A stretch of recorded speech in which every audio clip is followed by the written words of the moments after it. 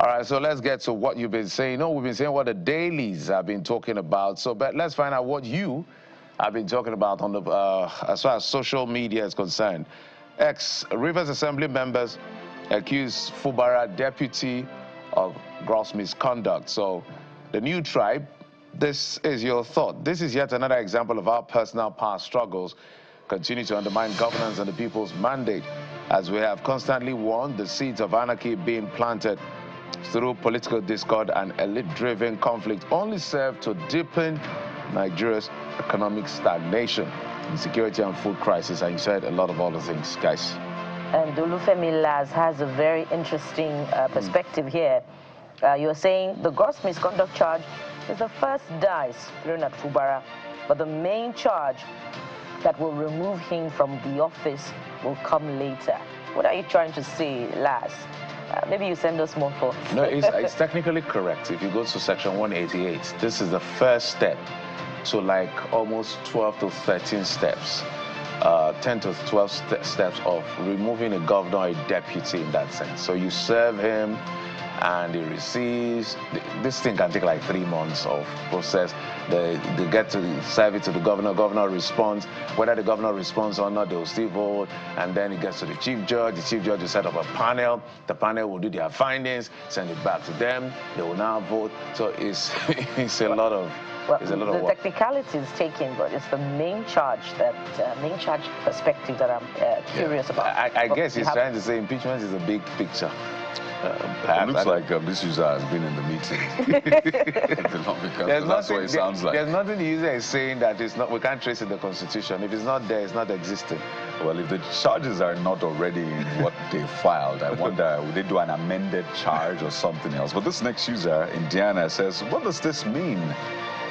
But instead of power tussles, they should focus on governance. The people of Rivers State deserve progress, not political drama. Adetunji says this move signals escalating political tensions within the state. For me, that is the bigger concern. Yeah. You know, politicians can do whatever it is they like to do. That is their challenge. That's what they do. Politicians doing what politicians do.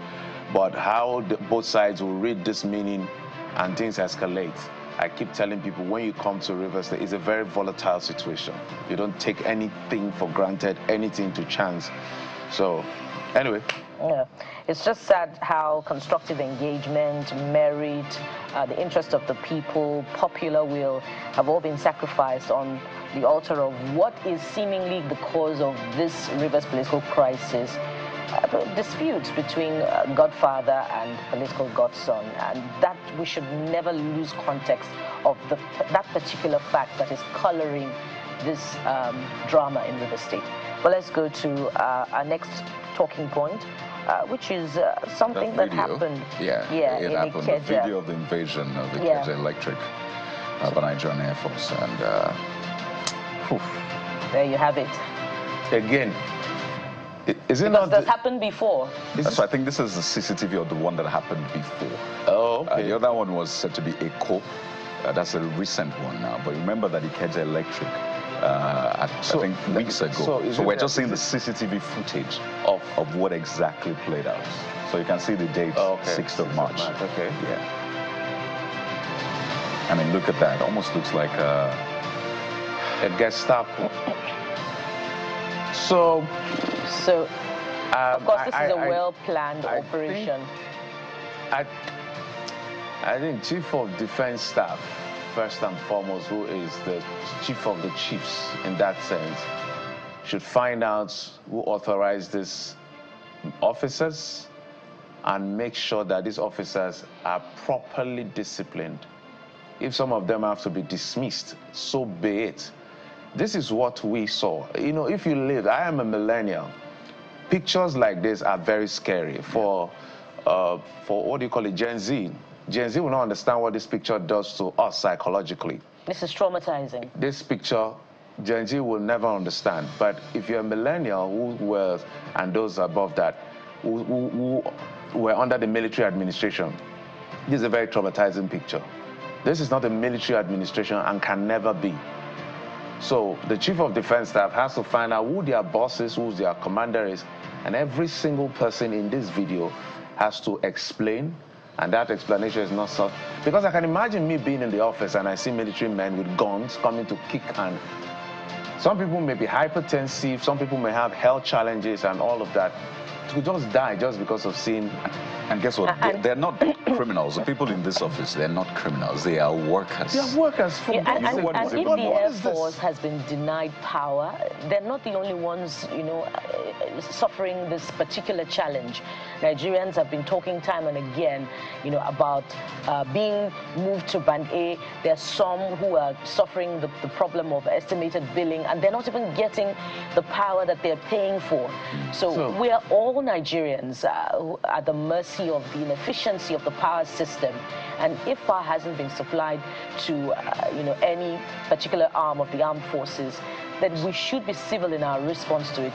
This is undemocratic, and as Jeffrey has said, we're not in a democratic Chief of Defense regime. Staff General Christopher Musa, you have to investigate this.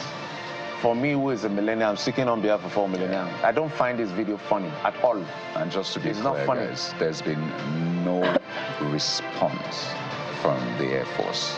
It has been silence. Too much of a silence. It's so loud, and that leaves a very bad taste in the mouth. I mean, this is a democracy. This is a country governed by laws. So, Air Force, Chief of Defense Staff, we need to find closure to this. There needs to be decisive action taken. Else, we're just sending a message to Nigerians and to the world that we don't have laws, or at least our laws don't have bite. But what are you saying about this beyond our own thoughts? Emenike Ihai is the first user this morning. All right, we'll find time to take some of your thoughts later on. But since this is already on the screen, let's take it. Force is the only language language understood in Nigeria was light restored. In NEPA, you can do better, provide electricity for Nigerians. I don't think this is acceptable. You cannot use force. Force is not acceptable. Force is not the only language. It's a democracy, and we'll insist it is a democracy. This is not a banana republic where you can wake up and behave anyhow you like simply because you're in uniform. It is not acceptable. All right? We'll take a quick break. When we come back, I'll get to the very first conversation for